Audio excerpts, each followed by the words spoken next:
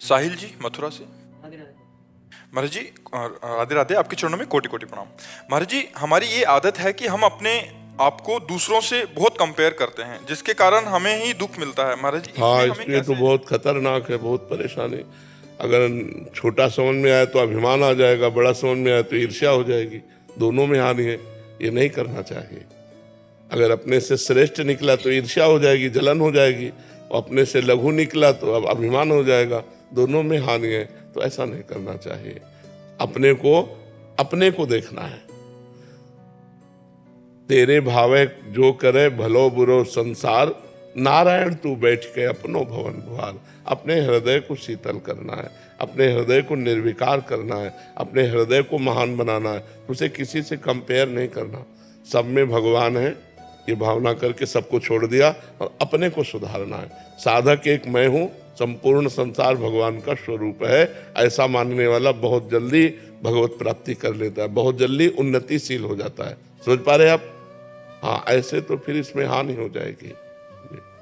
Colonel Manish Kumar ji. Radhe Radhe. Radhe Radhe Swami ji. Swami ji, जीवन में सब कुछ प्राप्ति के बावजूद भी एक डर सा है। महाराज जी, मार्गदर्शन करें, इससे टेंशन। अभी जिसकी प्राप्ति के बाद सब कुछ प्राप्ति हो जाता वो नहीं मिला, इसीलिए डर नहीं गया। एक अपूर्णता है। देखो, जो कुछ तुम्हें प्राप्त हुआ है वो सब अपूर्ण है। तुम्हारा शरीर कुछ समय बाद नहीं रहेगा, कुछ समय पहले नहीं था, ये कुछ चंद वर्षों के लिए बीच में प्रकाशित हुआ है। ये रूप पहले नहीं था, तुम थे पर रूप नहीं था, कोई और रूप था।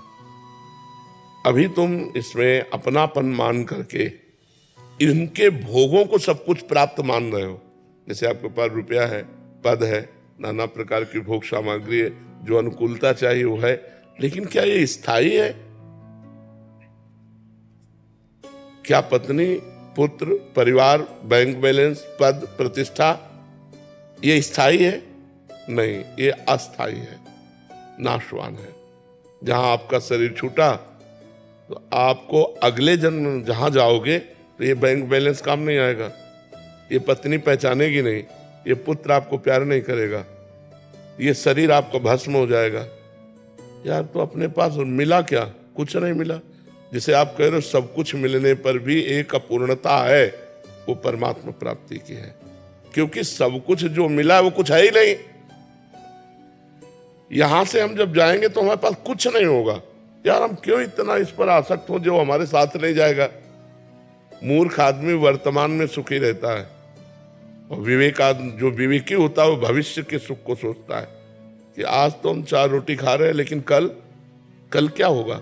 आज तो हम वर्तमान में मनुष्य देह में सुख भोग रहे हैं, लेकिन कल जब ये शरीर छूटेगा, सब कुछ यही छूटेगा, तो हमारे साथ केवल कर्म जाएगा, शुभ कर्म और अशुभ कर्म। शुभ कर्म दान पुण्य परहित तीर्थ याटन यज्ञ आदि, ये तो हुए नहीं। ज्यादातर स्वार्थ बुद्धि से इंद्रियों की विलासता, धन सम्मान प्रतिष्ठा इसी के लिए रहे, तो ये तो सब खोखला है, ये तो सब छूट जाएगा।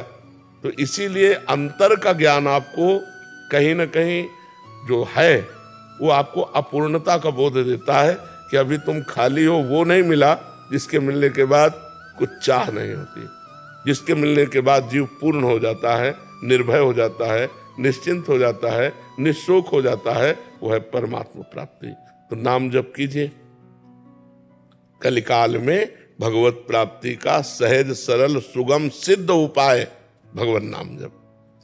ये कलिकाल मलायतन मन कर देख विचार, श्री रघुनाथ नाम बिन नाहि नहान आधार। भगवान के नाम के सिवा इस कलकाल में और कोई साधना नहीं जिससे भगवान की प्राप्ति हो सके। तो मधुर मधुर जो नाम आपको प्रिय हो, राधा राधा राम राम हरि हरि कृष्ण कृष्ण, वो खूब नाम जप कीजिए और परोपकार कीजिए।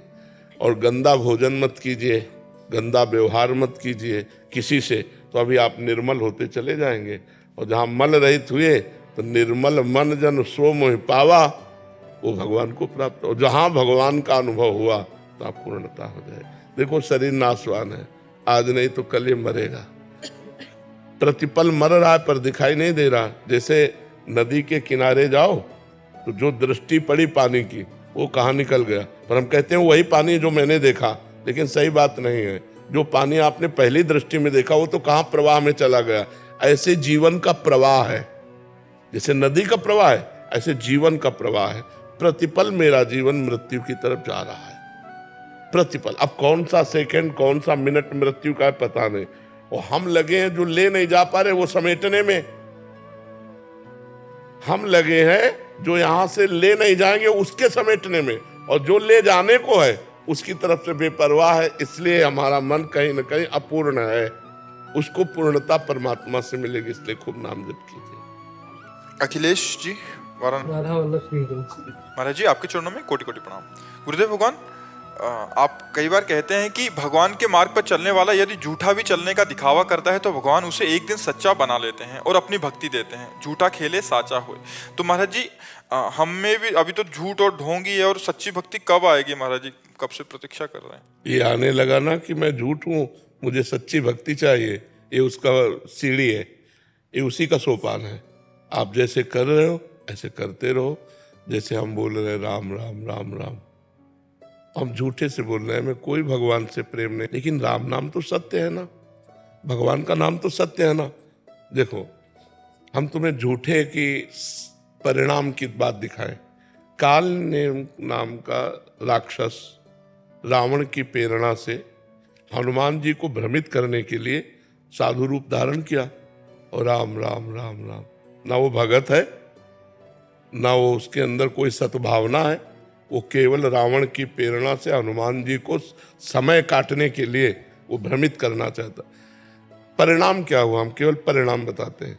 महाभागवत हनुमान जी के हाथ से उसका उद्धार हुआ। नाटक किया साधुता का, तो परिणाम ये हुआ कि जिन हनुमान जी के दर्शन करना अत्यंत दुर्लभ है, उन परम पवित्र राम भक्त के हाथों से उसका उद्धार हुआ कि नहीं हुआ? मारा गया ना, मारा जाने का मतलब है उद्धार हुआ। हनुमान जी के हाथों में उसका स्पर्श हुआ और वो भगवान को प्राप्त हुआ। झूठे से भी भगवान को प्राप्त हुआ। एक भक्तमाल में आता है चरित्र कि एक राजा का सरोवर था जिसमें वो मछलियां मनोरंजन के लिए पाले थे, कोई मार नहीं सकता था। एक मछुआरा कई दिन से भूखा था, परेशान था परिवार में, तो उसने सोचा कि उसमें तो बड़ी बड़ी मछली 2 मिनट में मार के आ जाते हैं, वहां कोई रक्षक नहीं रहता था, लेकिन वहां जो मछली मारेगा उसे प्राण दंड दिया जाएगा ये था, तो इस भय से कोई मारता ही नहीं था। उसने बड़ी बड़ी मछलियां जो पकड़ी तो उधर से राज सवारी जाते हुए दिखाई दी, अरे उसने कहा मार डाले जाएंगे। उसने सोचा अब क्या करे, तो उसको लगा ये बाबा जी बन जाते हैं। फौरन वहां की रज ली, पूरे सब शरीर में लगा लिया, सारे कपड़ा उतार करके दबा दिए और जाल वहीं दबा दिया और छोड़ दिया, बैठ गया। राजा दूर से दृष्टि पड़ी, उसने कहा कोई परमहंस हमारे सरोवर के किनारे तप कर रहा है, चलना चाहिए। दूर से ही नंगे पैर आया और कुछ असरफियां चढ़ाई, प्रणाम किया और चला गया। टापू से समझा कि निकल गया, आंख खोली तो देखा असरफियां सामने। उसने विचार किया नकली बाबा जी बने तो असरफियां मिल गई, अगर असली बाबा जी बन जाए तो क्या नहीं मिल जाएगा। उसी समय से वो वैराग्य लेकर भगवान के मार्ग में चला। भगवान के मार्ग में कैसे भी चलो, मंगल भवन है, इसलिए मंगल ही होगा, मंगल हो ही नहीं सकता। तो आप जो नाम जप कर रहे हो, जो भक्ति कर रहे हो, वह सत्य है। यद्यपि आपका भाव भले असत हो, भले आपका भाव ना बन रहा हो, लेकिन आप राम राम बोल रहे हैं, आप कृष्ण कृष्ण बोल रहे हैं, वो तो सत्य है ना। आप भगवान को प्रणाम कर रहे हैं भले झूठे भाव से, लेकिन वो भाव तो सत्य है ना, इसलिए आपका परम मंगल होगा। महाराज जी, ये भाव सत्य हो जाए और बढ़ाओ और बढ़ाओ, और नाम जप करो, और वाणी पाठ करो, और भगवत चर्चा सुनो, तो भाव आ जाएगा, सत्य भाव आ जाएगा। विशाली जी सहारनपुर से, राधे राधे महाराज जी। महाराज जी, सकारात्मक ऊर्जा नकारात्मक ऊर्जा से दब क्यों जाती है? कह रहे हैं, इनका कहने का भाव है कि वो क्योंकि भजन नहीं है, इसलिए। भाई अगर दुष्ट आदमी पहलवान होगा तो पटक तो देगा ही, और अगर बढ़िया आदमी पहलवान हो तो दुष्ट को पटक देगा।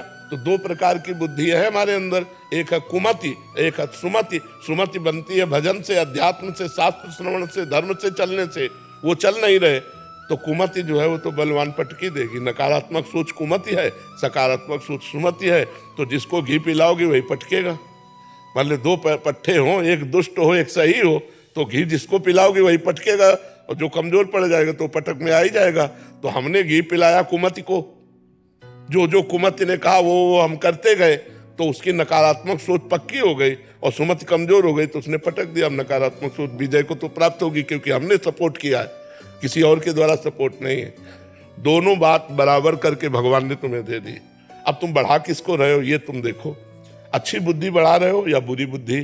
बुरी बुद्धि को तो लोग बढ़ावा दे रहे हैं और अच्छी बुद्धि को दबा रहे हैं। तो अच्छी बुद्धि जब पूर्ण रूप से दब जाती है तो वो डिप्रेशन में पहुंच जाएगा, क्योंकि नकारात्मक सोच उसको गिराते गिराते और यहां तक ले जाती है।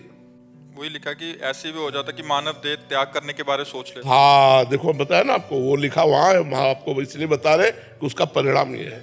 तो हमें चाहिए कि अच्छी बुद्धि को हम बढ़ावा दें, हम अच्छा भोजन पावें, अच्छे लोगों से मिले, शास्त्र स्वाध्याय करें, संतों की बात सुने, अच्छे आचरण करें। अभी सकारात्मक बुद्धि बढ़कर नकारात्मक को दबा देगी, अभी आनंद आ जाएगा।